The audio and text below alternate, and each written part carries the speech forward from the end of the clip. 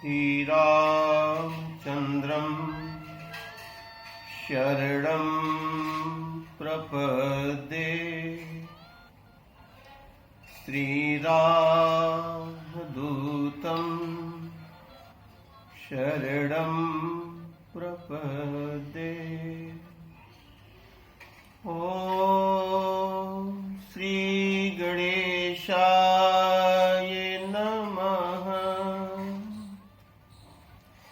श्री सरस्वत्यै नमः। ॐ श्री जानकी वल्लभो विजयते। श्री गुरुचरण सरोज रज निज मन मुकुर सुधार।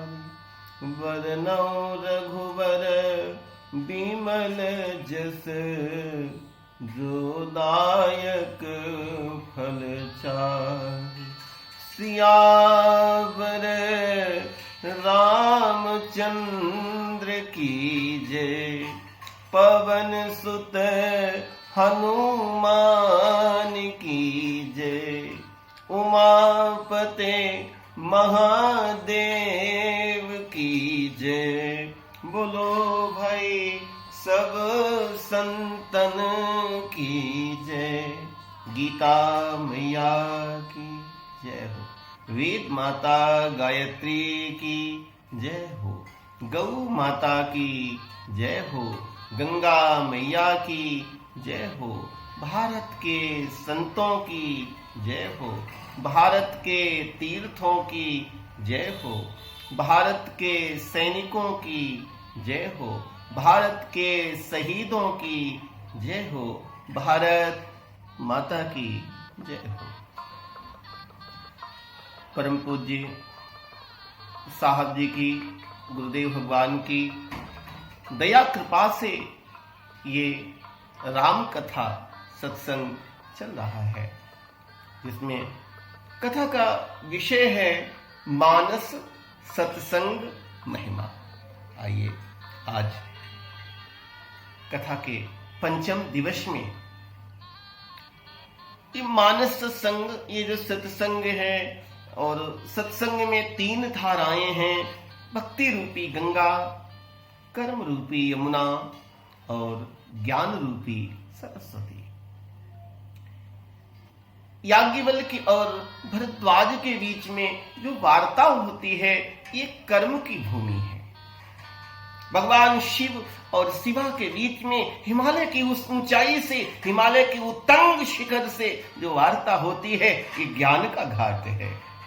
और कालभुसुंडी और गरुण के बीच में जो वार्ता होती है, ये भक्ति का घाट है। और तुलसी और संतों के बीच में जो वार्ता हुई है, ये शरणागति का घाट है। ये त्रिवेणी में जो ज्ञान का घाट है, जिससे भगवान शिव, ऐसा नहीं कि ज्ञान के मार्ग में भक्ति और कर्म नहीं है, ऐसा नहीं है कि कर्म के मार्ग में ज्ञान और भक्ति नहीं है। इसमें जिस तत्व की प्रधानता है, जैसे कर्म का मार्ग है, तो कर्म की मार्ग में कर्म की प्रधानता है, ज्ञान और भक्ति वहां पर गौण रूप से रहते हैं। इसी प्रकार से ज्ञान के मार्ग में ज्ञान की प्रधानता है, कर्म और भक्ति वहां पर गौण है। भक्ति के मार्ग में भक्ति की प्रधानता है, कर्म और ज्ञान गौण है। पतंजलि ने योग दर्शन में जहां पर क्षिप्त, मूढ़ और विक्षिप्त अवस्थाओं का वर्णन किया है, उनमें भी तीनों में आप देखते हैं कि सत की प्रधानता है, रज और तम गौण है। दूसरे में रज की प्रधानता है, सत और तम गौण है। तीसरे में तम की प्रधानता है, रज और सत गौण है। जिसकी प्रधानता है, उसी के नाम से वो घाट बन जाता है। आज की कथा का सूत्र, आइए हम लोग सब चलते हैं भगवान शिव के चरणों में बैठ करके, गुरुदेव भगवान के चरणों में बैठ करके ज्ञान के घाट का सत्संग सुनते हैं। भगवान शिव कहते हैं, हे शिवा, मैं तुम्हें अपना अनुभव बताता हूं। हे शिवा, मेरा अपना अनुभव है, मेरी अपनी अनुभूति है। मैंने ये अनुभव किया है। क्या? कि हरि भजन ही केवल सत्य है। और ये सारा जगत जितना भी दृश्य है, जो कुछ भी जगत माने दृश्य, जो कुछ भी दृश्य दिखता है वो सब कुछ मिथ्या है। उमा कहूं मैं अनुभव अपना, उमा कहूं मैं सत हरि भजन जगत सब सपना, उमा कहूं मैं। हे उमा, मैं तुम्हें अपना अनुभव बताता हूं, केवल हरि का भजन ही सत्य है और ये सारा जगत स्वप्न की तरह से है। स्वप्न पे बहुत कथाएं पुराणों में, शास्त्रों में मिलती हैं। भगवान श्री कृष्ण के पिताजी वासुदेव जी, वसुदेव जी कंस को उपदेश करते हैं, वहां भी यही प्रकरण उठाया है। स्वप्ने यथा पश्यति देहमीदृशम मनोरथेन अभिनिविष्ट चेतनः दृष्टश्रुताभ्याम मनसानुचिन्तयन् प्रपद्यते तत् किमपि ह्यापि स्मृति। यतो यतो धावति दैवनोदितं मनोः विकारात्मकमापपञ्चषु गुणेषु मायः रचितेषु देहसु प्रपद्यमानः सहितेन जायते। श्रीमद् भागवत दशम स्कंद पूर्वार्ध। स्वप्न। और एक और भी उपमा मिली है गोस्वामी जी के ग्रंथ में। जो सपने सर काटे कोई बिनी जागे न दूरी भ्रम होई। यदि कोई व्यक्ति किसी का स्वप्न में सिर काट देता है तो वो रोता है, दुखित होता है। जब तक वो जागता नहीं है तब तक उसका भ्रम समाप्त नहीं होता है। ये जागना क्या है, इसका भी उत्तर दिया है ज्ञान के घाट से। जाने तब ही जीव जग जागा, जाने हूं तब ही जीव जग जागा। जब सब विषय विलास विरागा, जाने हूं तब ही। एक कसौटी उसकी बताई है कि जब विषयों से वैराग्य पैदा हो जाए, विषयान विमुक्ति ही, विषय मुक्त हो जाए जीव, तो जान लेना वो जाग गया है। जगत गुरु शंकराचार्य प्रश्नोत्तरी को वाह जागृति ही विषयान विमुक्ति ही। श्रीमद् भगवद गीता शास्त्र। या निशः सर्वभूतानां तस्यां जागृत संयमी, यस्यां जागृति भूतानि स निशा पश्यतो मुनि। आपूरिमाणं अचल प्रतिष्ठं समुद्रमापः प्रविशन्ति यद्वतः, तद्वत कामायं प्रविशन्ति सर्वे स शान्तिमाप्नोति न कामकामी। और बाद में कह दिया ऐसा ब्राह्मी स्थिति पार्थ नैनाम प्राप्य विमुह्यति नासतो विद्यते भावो। असत का कोई अस्तित्व नहीं है, न अभावो विद्यते शतः, और सत का कहीं पर कोई अभाव नहीं है। उभयोरप दृष्टो अंतः तु अनयोः तत्वदर्शिभिः। ये दोनों को ही तत्वदर्शी लोगों ने समझा है। Unreal has no existence, unreal has no existence and the real never ceases to be. The reality of both has thus been perceived by the seers of truth. जो सत्य के तत्वदर्शी हैं वो इसको जानते हैं कि सत्य क्या है और असत्य क्या है। जिसने ज्ञान रूपी सरस्वती में स्नान किया है, जिसने भगवान शिव के ज्ञान को प्रसादी के रूप में प्राप्त किया है, उसके जीवन का परिणाम क्या हुआ। आइए एक पक्ष उठाते हैं, सूर्यवंश की परंपरा का पक्ष। महाकवि कालिदास कहते हैं कि सूर्यवंश की कथा कौन कह सकता है। सो अहम आजन्म शुद्धानाम रघुवंश महाकाव्य में महाकवि कालिदास, सो अहम आजन्म शुद्धानाम अफलोदय कर्मणाम आसमुद्र क्षिति सहनाम अनाकरथ वर्तमनाम यथा विद आहूत अग्नीनाम यथा कामार्चित अर्थिनाम यथा अपराध दंडानाम यथा काल प्रबोधिनाम त्यागाय संभृत अर्थानाम सत्याय मित भाषिणाम यशसे विजिगीषूणाम प्रजाय गृहमेधिनाम रघुणाम अन्वहम वक्षे तन्वाक विभुवो विशन तद्गुणैकरणम आगत्य चापलाय प्रणोदिताः। इतने गुण हैं। मैत्री शरण गुप्त कहते हैं, राम तुम्हारा वृत्त स्वयं ही काव्य है। राम तुम्हारा वृत्त, तुम्हारा जो जीवन वृत्त है वो तो स्वयं काव्य की तरह से लहरें ले रहा है। राम तुम्हारा वृत्त स्वयं ही काव्य है और कोई कभी बन जाए सहज संभाव्य है। ये तो सहज संभावना है, क्योंकि तुम्हारे काव्य में विश्व विदित गुण एक जो प्रवेश करेगा वो गदगद हो जाएगा, उसका जीवन धन्य हो जाएगा।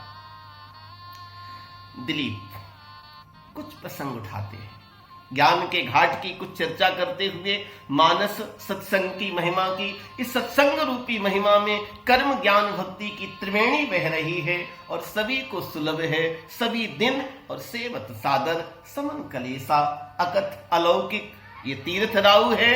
और ऐसे सत्संग का ज्ञान पक्ष थोड़ा सा स्पर्श करते हुए गुरु कृपा से दिलीप रघुवंश महाकाव्य, दिलीपस्य गौ सेवा। उनकी पत्नी का नाम था मागधी, मगध देश की थी और उनका एक नाम सुदक्षिणा भी था। सुदक्षिणा मागधी मगध देश की। बहुत उम्र बीत गई और कोई संतान नहीं हुई। एक दिन दिलीप और महारानी सुदक्षिणा गुरु के शरण में जाते हैं। दर्द में गाया ही ना रोया करो, जगह जगह दर्द को गाओ नहीं, गाने से क्या फायदा हो जाएगा। जगह जगह दर्द की चर्चा करोगे, रहे मन निज मन की व्यथा, मन ही राखो गोय सुन इठ ले हैं लोग सब बांट न ले है कोई। केवल एक बांट सकता है, गुरु के द्वार। गुरु के द्वार जाते हैं, गुरु को अपनी पूरी बात बताई। गुरु महाराज कहते हैं, राजन मैं भी गंभीर हूं। आप ये न सोचें कि यजमान को संतान नहीं है तो मैं चिंतित नहीं हूं, मैं भी गंभीर हूं। आपको इसके लिए यज्ञ करना पड़ेगा। गुरुदेव फिर इसमें विलंब क्यों है, आप आदेश करिए। राजन ये 21 दिन का यज्ञ है। महारानी गौ की सेवा करें और आप गौ की सेवा करो। 21 दिन तक गाय को चराने लेके जाओ और सेवा करो। और महारानी वहां की जहां गाय रहती है, गौ माता की भूमि पे मिट्टी डालना, भूमि को सुखाना, स्वच्छ करना, वहां पर मच्छर इत्यादि न लगे, वहां पर सुगंधित वातावरण करना और आप गौचारण करके आओ, महारानी यहां सेवा करें। इस प्रकार से ये इस 21 दिन के अनुष्ठान को करो। दिलीप से गौ सेवा बड़ा प्रसिद्ध प्रसंग है, आप सब जानते हैं। परमात्मा ने जो यदा यदा ही धर्मस्य ग्लानिर्भवति भारत अभ्युत्थानम धर्मस्य तदात्मानं सजाम्यहं परित्राणाय साधूनां विनाशाय च दुष्कृतां धर्म संस्थापनार्थाय संभवामि युगे युगे जन्म कर्म च मे दिव्यम् एवं यो वेत्ति तत्त्वतः त्यक्त्वा देहं पुनर्जन्म नयति मामेति सो अर्जुन वीतराग भय क्रोधा मनमया माम पाश्रित वही वो ज्ञान तपसा पूता मदभाव मांगता। परमात्मा अवतार लेते हैं, कहा किस हेतु से? राम जन्म के हेतु अनेका विप्रधेनु सुर संत हित लीन मनुज अवतार। धेनु के लिए, विप्र के लिए, सुर के लिए और संत के लिए परमात्मा ने अवतार लिया। महाराज दिलीप गौ माता की सेवा करने जाते हैं। मां नंदिनी आगे आगे चलती हैं, दिलीप उनके पीछे पीछे अपना धनुष बाण लिए हुए सेवा करते हुए चलते हैं। जहां पर गौ माता बैठ जाती हैं तो वो भी बैठ जाते हैं। गौ माता चलने लगती हैं तो वो उनके पीछे पीछे छाया की तरह से चलने लगते हैं। गौ माता खड़ी हो जाती हैं तो वो भी खड़े हो जाते हैं। बड़ा सुंदर महाकवि कालिदास ने साहब चित्रण किया है। हाँ, उपमा कालिदास से 12वें अर्थ गौरवम दंडिनः पदलादित्यम माघे संति त्रयो गुणः। स्थिता गौ माता खड़ी हो जाती तो दिलीप भी खड़े हो जाते। मुच्चलिताम प्रियाताम, गौ माता चलने लगती तो दिलीप भी पीछे पीछे चलने लगते। स्थिता मुच्चलिताम प्रियाताम निषेधिशी आसन बंद धीरा। जलाविलासी, बैठने पर बैठते हैं, जल के अभिलाषा होने पर जलमाद दानम छायेवताम भूपतिरन्नुगक्षत। एक छाया की तरह से राजा ने गौ माता की सेवा की। शाम के समय गौ माता नंदिनी, कामधेनु की पुत्री, लौट करके आती हैं तो महारानी सुदक्षिणा उनकी आरती उतारती हैं, सेवा करती हैं। पति और पत्नी मिलकर के गाय की सेवा करने लगे। सेवा करते करते 20 दिन व्यतीत हो गए। 21वां दिन आया, परीक्षा का दिन होता है। अधिकतम अनुष्ठानों में अंतिम दिन परीक्षा के दिन होते हैं। मां कामधेनु अपने सेवक की थोड़ी परीक्षा लेनी चाहिए। मां बड़ी कोमल है, मां बड़ी दयालु है, परीक्षा तो नहीं लेना चाहती, लेकिन देव की ऐसी इच्छा रही होगी। गौ माता के अंग में तो 33 कोटि देवताओं का वास है। माता रुद्राणाम, हाँ, वो व्यापक अलग क्षेत्र है। आवश्यकता जहां पर होगी गुरु कृपा से तो मानस कामधेनु, मानस गौ माता, ये प्रसंग आएगा। और अभी तो मानस सत्संग महिमा के उस प्रकरण को हम यहाँ पर स्पर्श कर रहे हैं। समर्शक गुरुदेव साहब जी महाराज की कृपा से ही लोग समझते मैं कहता हूं, कहता कोई और है। दुनिया जिसको वंदन करती वो सबका सिरमौर है। वो वाणी से बोलते हैं, वो कानों से सुनते हैं, वो आंखों से देखते हैं, वही तो सब कर रहे हैं। निमित्त, हम सब तो निमित्त मात्र हैं। हम आप तो निमित्त हैं केवल। हाँ, वक्ता क्यों कथा कहता? क्योंकि वाणी पवित्र करने के लिए और भी कई हेतु हैं। मंगल करण कलिमल हरण तुलसी कथा रघुनाथ की। गतिकूर कविता सरित की जिन सरित पावन पाठ की। प्रभु सुजस संगति बनित बल होई सुजन मन भावनी। भवंग भूति मसान की सुमिरत सुहावनी पावनी। मंगल करण कलिमल हरण तुलसी, ये मंगल करनी है, ये कलिमल को हरण करने वाली कथा है साहब। ये सत्संग के कुछ झलके जो गुरु कृपा से मिली हैं आपके सामने रख रहा हूं। बड़ी विनम्रता से रख रहा हूं। मैं कोई वक्ता प्रवक्ता नहीं हूं, सेवक हूं आपका। दिलीपस्य गौ सेवा। 21वां दिन आया और 21वें दिन अन्ने दुआत्मानुचरस्ति भावम जिज्ञासमाना मुनि होम धेनु। अपने अनुचर का, अपने सेवक का जरा भाव पढ़ने के लिए गंगा प्रपातांत विरूढ़ सस्पम गौरी गुरोर गहिवर मां विवेश। चलते चलते मां कामधेनु की बेटी नंदिनी एक ऐसी गुफा के समीप पहुंच गई जहां पर हरी भरी घास थी और सौंदर्य बहुत अच्छा था। इस सौंदर्य ने थोड़ा सा दिलीप के मन मस्तिष्क को आकर्षित कर दिया और अपने लक्ष्य से थोड़ी सी दृष्टि हटी, समस्या पैदा हो गई। अचानक गाय के रभाने का स्वर सुनाई पड़ा। हो, ये क्या हुआ? दौड़ करके देखा तो एक सिंह ने नंदिनी को दबोच लिया है। महाराज दिलीप ने त्वरित अपने धनुष को उठाया और धनुष को लिया। तर्कस से जैसे ही बाण को निकालना चाहा तो हाथ वहीं पर स्तंभ गात्र हो गया, हाथ चिपक गया। सिर तो मान लो चलो ठीक है, दृष्टांत है, पुराणों का दृष्टांत है, बिल्कुल ठीक है, लेकिन मेरे भाई इसकी जो शिक्षा है, इस दृष्टांत का जो सिद्धांत है, वो कितना ऊंचा है, वो कितना गहरा है साहब। ये सत्संग ज्ञान के घाट का है जहां पर यत किंच जगत्याम जगत तेन त्यक्तेन भुंजी था। ये व्यक्ति संसार के सारे सुख वैभव पदार्थ, यहां तक शरीर भी तिनके के समान त्याग देता है। वो ये ज्ञान के घाट की चर्चा है साहब। अन्येदुआत्मानुचरस्य भावम जिज्ञासमाना मुनिहो मधेनु गंगा प्रपातांत विरूढ़ शष्पम गौरी गुरुर गहिवर्मा विवेश। सिंह, मनुष्य वाचा मुनवंश के तुम, मानव की बोली में वो शेर बोलने लगा।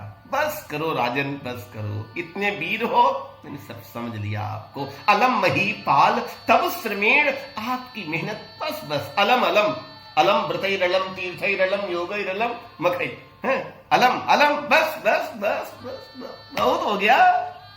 अलम मही पाल तब श्रमेण, तुम्हारा परिश्रम व्यर्थ है। प्रयुक्तम अपि अस्त्रम इथो वृतः स्यात्, प्रयुक्तम अपि अस्त्रम इतो वृथा स्यात्, तुम्हारे प्रयुक्त किए हुए अस्त्र बेकार हो जाएंगे। न पादप उन्मूलन शक्ति रंगा, जिस व्यक्ति में पेड़ उखाड़ने की ताकत नहीं है, सिलोच्चये मूर्छति मारुतस्य, ऐसा व्यक्ति पर्वत उखाड़ना चाहता है। हाँ? सिंह, आप कौन हैं? गौ माता को छोड़ दीजिए। ठीक है, मैं गाय को छोड़ दूंगा, आपकी आप सेवा कर रहे हैं, ठीक है। मैं भूखा हूं और भूखे व्यक्ति का भोजन पर हक है, अधिकार है। इसके बदले मैं आपको भोजन दूंगा, गाय को आप छोड़ दो। तो ठीक है, तुम्हारे एक पूर्वज राजा शिव ने एक पंछी की रक्षा करने के लिए अपने शरीर की बोटी बोटी कटवा दी थी। मुझे गर्व है कि तुम उसी कुल के वंश परंपरा के दीप हो। इस गाय के बदले क्या तुम अपना शरीर मुझे दे सकते हो? अवश्य। ये मिथ्या है, विज्ञान की घाट का सत्संग है साहब। मैं दे सकता हूं तुम्हें अपना शरीर। राजन, पागल हो रहे हो?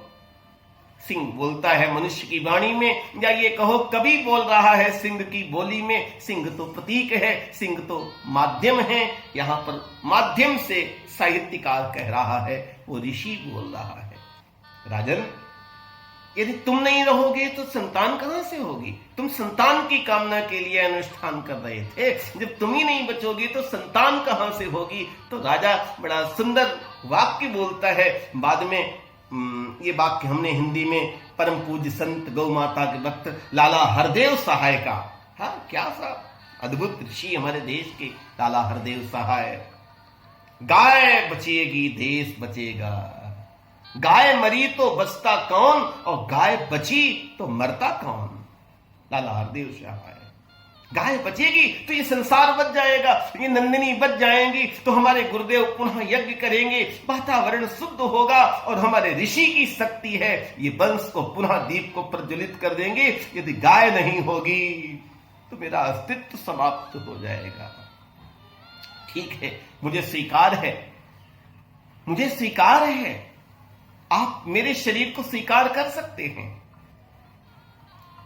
इतना कहकर के सिंह ने गात्र स्तंभ खोल दिया, जो उसने अपनी शक्ति से, सूक्ष्म शक्तियों से उसने शरीर को चिपका दिया था। धनुष बाण चिपट गए थे हाथों से, वो छोड़ दिया।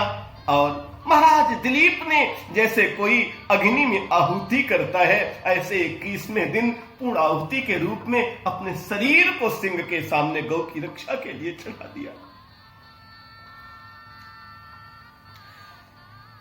ऐसे गिरे हैं दिलीप, महाकवि कालिदास कहते पिंडम इव अमिशस्य, जैसे कोई मांस का पिंड गिरा हो सिंह के सामने कि हे सिंह, तू मेरा भोग स्वीकार कर ले, मेरा जीवन धन्य हो गया।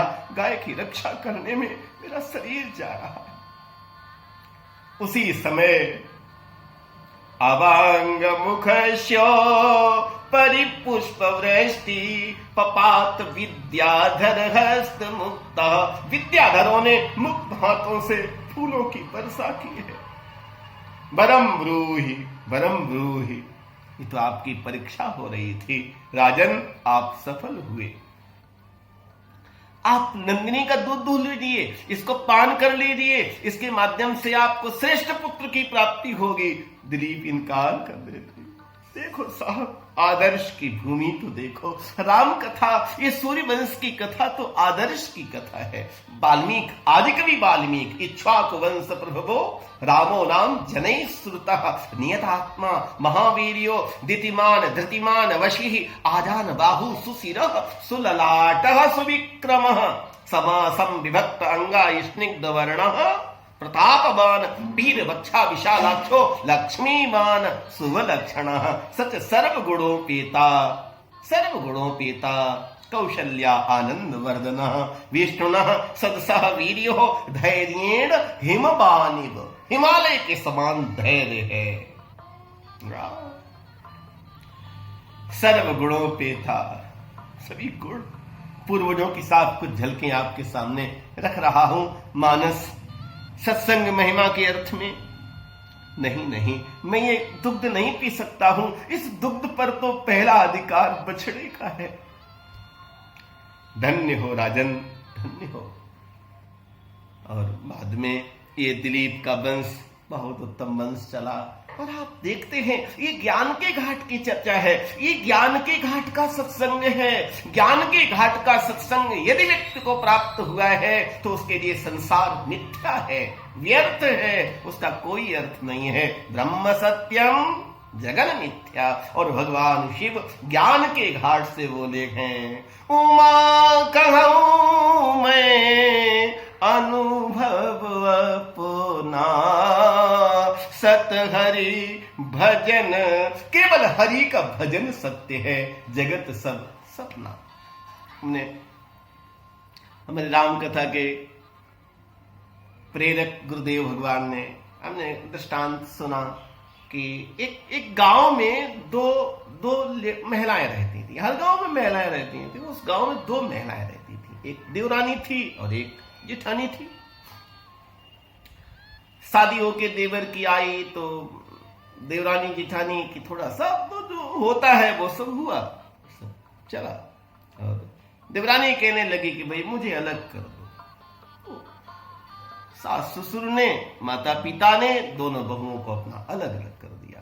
तो घर में जगह कम थी, घर के थोड़ा हटके उनका अपना बंगला था, फूस का अपना पड़ा था, और वहां पर दो चक्कियां रखवा दी आटा पीसने वाली। बीच में थोड़ा नाला, कुछ खराब रास्ता पड़ती थी, घर में इतनी जगह नहीं थी, तो दोनों अपना अपना बाजरा लेके वो सब वहां पीसने जाती थी। देवरानी भी पीसे और जिठानी भी पीसे।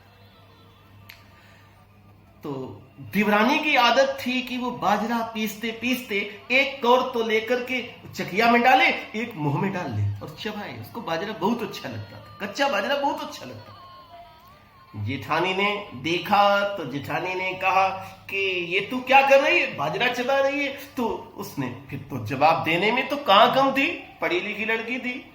तो उसने कहा कि अपना चबा रही हूं, तुम्हारा तो नहीं चबा रही। बंटवारा हो चुका था, जेठानी को चुप होना पड़ा। और दोनों ने अपना अपना आटा पीसा। रोज की आदत थी, और वो उसकी आदत थी, बाजरा जब पीसती तो चबाती रहती।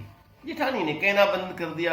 एक दिन दोनों चली, रास्ते में एक सांड दौड़ा और ऐसे तेज दौड़ा, दोनों अपने प्राण बचा के भागी। तो उनका जो आटा था दोनों का फैल गया, नाले में गिर गया, बेकार हो गया। जेठानी रोने लगी तो देवरानी हंसने लगी। जेठानी ने पूछा, चल ठीक है, तू अलग है, तेरा अपना बाजरा था, पर मेरा भी गिर गया और तेरा भी गिरा, मैं रो रही हूं, तू हंस रही है। तब कहते हैं देवरानी गुरुमुख थी, उसने सत्संग पाया था, उसने मानस का पाठ किया था। उसने कहा, तुम्हारा तो पूरा बाजरा का आटा फैल गया, पर मैंने जितना चबा लिया ना वो तो मेरा नहीं फैला। ये संसार मिथ्या है, तो इसमें जो हरि भजन कर लेंगे बस वही साथ जाएगा, नहीं तो बाकी तो पूरा आटा फैलना ही फैलना है। ब्रह्म सत्यम जगन मिथ्या। जगत में ब्रह्म सर्वम, ब्रह्म सर्वत्र है, श्री राम में सब जग जानी है। लेकिन ये बोध भी तो रहे, नश्वरतावाद का बोध, नश्वरतावाद। आदमी का रामधारी सिंह दिनकर, अरे साहब क्या साहित्य के अद्वितीय महापुरुष लोग। आदमी का स्वप्न है वह बुलबुला जल का। बिल्कुल बिल्कुल इसी की परिभाषा। ऐसा लग रहा वहां अचानक मुझे स्मरण में आ गया। आदमी का स्वप्न है वह बुलबुला जल का, आज उठता और कल फिर फूट जाता है, किंतु फिर भी धन्य ठहरा आदमी ही तो ये बुलबुलों से खेलता कविता बनाता है। नस्वरतावाद। इन्हीं के वंश में आशीर्वाद से परम त्यागियों का जन्म हुआ है। तो जीवन में जो सत्संग किया है, जो ज्ञान के घाट का सत्संग है, यहाँ पर दिलीप की कथा हमें सत्संग दे रही है कि देख लो, उस व्यक्ति ने गौ की सेवा करने के लिए अपने जीवन को दांव पे लगा दिया, और यहाँ पर सब कुछ चढ़ाने के बाद में सब कुछ पाया जाता है, क्योंकि आत्मा अजर है, आत्मा अमर है। Weapons can not cut it, fire can not burn it, water can not wet it. Unborn, eternal, omnipresent, सर्वव्यापी, न जायते म्रियते वा कदाचित् नायं भूत्वा, गीता शास्त्र भवितो वा न भूयः, अजो नित्यः शाश्वतो वयं पुराणो न हन्यते हन्यमाने शरीरे। In fact, there was never a time when I was not, when you are the kings were not, nor yet a fact that hereafter we shall all cease to be.